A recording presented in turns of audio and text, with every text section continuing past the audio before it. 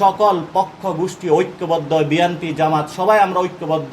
শহীদ family তাদের রক্তের প্রতিশ্রুতি নিয়ে আমরা ঐক্যবদ্ধ হতে চাই। এই দিল্লি এবং আওয়ামী লীগের বিরুদ্ধে আমাদের আন্দোলন চলমান থাকবে।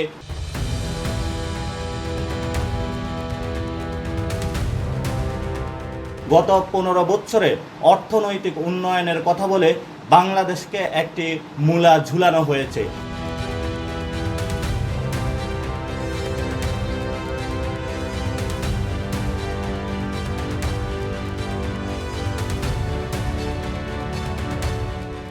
সেই ক্ষেত্রে আমাদের যে নতুন লড়াই রয়েছে, সেখানে আমরা একটি নতুন রাজনৈতিক তথ্য বিনির্মাণ করতে চাই, যার মধ্য দিয়ে আওয়ামী লীগ এবং তার যে শেল্টার যে দিল্লি রয়েছে, দিল্লির ফ্যাসিবাদী ব্যবস্থা এবং মুজিববাদী ফ্যাসিবাদী ব্যবস্থার বিরুদ্ধে এই সব শহীদ ফ্যামিলি তাদের রক্তের প্রতিশ্রুতি নিয়ে আমরা ঐক্যবদ্ধ হতে চাই।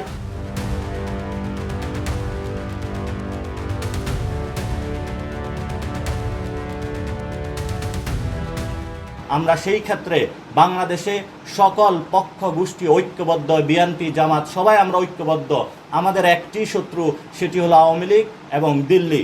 এই দিল্লি এবং আওয়ামী লীগের বিরুদ্ধে আমাদের আন্দোলন চলমান থাকবে, আমাদের যুদ্ধ চলমান থাকবে, এবং এই যুদ্ধের যে স্পৃহা, তারা হলো আমাদের এই শহীদ ফ্যামিলি যারা রয়েছেন।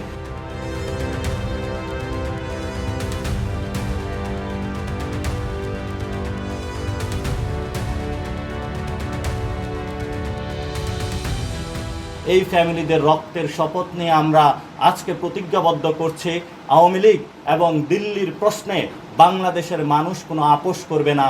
যারাই আপোষ করতে আসবে তাদের বিরুদ্ধে আমাদের লড়াই চলমান রাখবে।